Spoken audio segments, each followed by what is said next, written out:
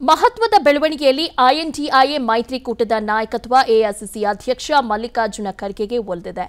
ಇಂದು ನಡೆದ ವಿಪಕ್ಷಗಳ ಒಕ್ಕೂಟದ ಸಭೆಯಲ್ಲಿ ಈ ಕುರಿತು ತೀರ್ಮಾನ ಕೈಗೊಳ್ಳಲಾಗಿದೆ. ಕಳೆದ ಸಭೆಯಲ್ಲಿ ಸಂಚಾಲಕ ಹುದ್ದೆಗೆ ಖರ್ಗೆ ಹೆಸರನ್ನು ಮಮತಾ ಬ್ಯಾನರ್ಜಿ, ಅರವಿಂದ್ ಕೇಜ್ರಿವಾಲ್ ಪ್ರಸ್ತಾಪಿಸಿದ್ರು. ಅದಕ್ಕೆ ಆದ್ರೆ ಜೆಡಿಯು ನಾಯಕ ನಿತೀಶ್ ಕುಮಾರ್ ವಿರೋಧಿಸಿದ್ರು. ಆದರೆ ಇಂದಿನ ಸಭೆಯಲ್ಲಿ ಮಿತ್ರಕೂಟದ ಎಲ್ಲಾ ಪಕ್ಷಗಳು ಖರ್ಗೆ ಅಧ್ಯಕ್ಷ ಸ್ಥಾನ ವಹಿಸಲು ಒಪ್ಪಿಗೆ ಸೂಚಿಸಿದವು.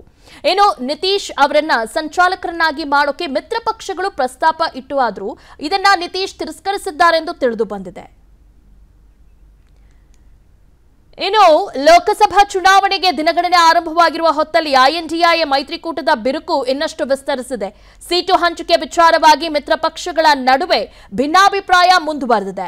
ಇಂದು ನಡೆದ ಐಎನ್ಡಿಎ ಮೈತ್ರಿಕೂಟದ ಸಭೆಗೆ ಪಶ್ಚಿಮ ಬಂಗಾಳ ಸಿಎಂ ಮುಖ್ಯಮಂತ್ರಿ ಮಮತಾ ಬ್ಯಾನರ್ಜಿ, ಉತ್ತರ ಪ್ರದೇಶ ಮಾಜಿ ಸಿಎಂ ಅಖಿಲೇಶ್ ಯಾದವ್ ಮತ್ತು ಮಹಾರಾಷ್ಟ್ರ ಮಾಜಿ ಮುಖ್ಯಮಂತ್ರಿ ಉದ್ಧವ್ ಠಾಕ್ರೆ ಗೈರಾಗಿದ್ರು. ಹೀಗಾಗಿ ಸಭೆಯಲ್ಲಿ ಸೀಟು ಹಂಚಿಕೆ ಕುರಿತು ಯಾವುದೇ ಸ್ಪಷ್ಟ ತೀರ್ಮಾನ ಹೊರಬಿದ್ದಿಲ್ಲ. ಇನ್ನು ಮಾಜಿ ಸಿಎಂ ಕುಮಾರಸ್ವಾಮಿ ರಾಜ್ಯದ ಬಿಜೆಪಿ ನಾಯಕರಿಗಿಂತ ಪವರ್ಫುಲ್ಲ? ಕೇಸರಿ ಪಡೆ ಮುಖಂಡರು ಎಚ್ಡಿಕೆ ಮನೆಗೆ ನಾ ಮುಂದು ತಾ ಮುಂದು ಅಂತ ಎಡತಾಕುತ್ತಿರೋದು ಈ ಪ್ರಶ್ನೆಯನ್ನ ಹುಟ್ಟುಹಾಕಿದೆ.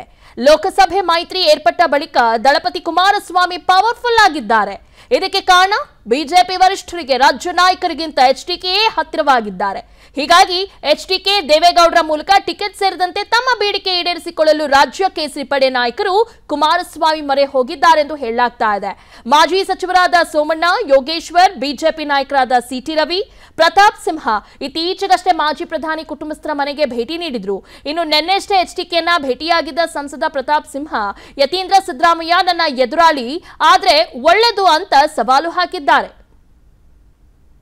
ಸಿದ್ದರಾಮಯ್ಯನವರು ನಿಂತರೆ ಬಹಳ ಒಳ್ಳೇದು. ಆದ್ರೆ ಅದು ಸ್ಪರ್ಧೆ ಹೇಗಿರುತ್ತೆ ಅಂದ್ರೆ doctor Yathindra son of CM Siddaramaiah versus ಪತ್ರಕರ್ತ ಪ್ರತಾಪ್ ಸಿಂಹ ಮಜಾ ಇರುತ್ತೆ ನೋಡಿ. ನನ್ನ ಎದುರುಗಡೆ ನಾನು ಯಾರನ್ನು ಎದುರಾಳಿ ಅಂತ ನಾನು ನೋಡ್ತಾ ಇಲ್ಲ. ನಾನು ಮೋದಿಜಿಯವರು ಕೊಟ್ಟಿರುವಂತಹ ಅಭಿವೃದ್ಧಿ ಕಾರ್ಯಗಳನ್ನ ಮೈಸೂರು ಜನಕ್ಕೆ ತಲುಪಿಸುವಂತ ಕೆಲಸವನ್ನು ಮಾಡಿದ್ದೀನಿ. ಅನುಕ್ಷಣದ ಸುದ್ದಿಗಳಿಗಾಗಿ ವಿಸ್ತಾರ ನ್ಯೂಸ್ ಯೂಟ್ಯೂಬ್ ಚಾನೆಲ್ ಸಬ್ಸ್ಕ್ರೈಬ್ ಮಾಡಿ. ಹೊಸ ಸುದ್ದಿಗಳ ನೋಟಿಫಿಕೇಶನ್ಗಾಗಿ ಬೆಲ್ ಐಕಾನ್ ಕ್ಲಿಕ್ ಮಾಡಿ. ಲೇಟೆಸ್ಟ್ ಅಪ್ಡೇಟ್ಸ್ಗಾಗಿ www.vistaranews.com ವೆಬ್ಸೈಟ್ಗೆ ವಿಸಿಟ್ ಮಾಡಿ. ಅಂಗೈಯಲ್ಲೇ ಜಗತ್ತಿನ ಸುದ್ದಿ ತಿಳಿಯಲು ವಿಸ್ತಾರ ನ್ಯೂಸ್ ಕನ್ನಡ ಆಪ್ ಡೌನ್ಲೋಡ್ ಮಾಡಿ.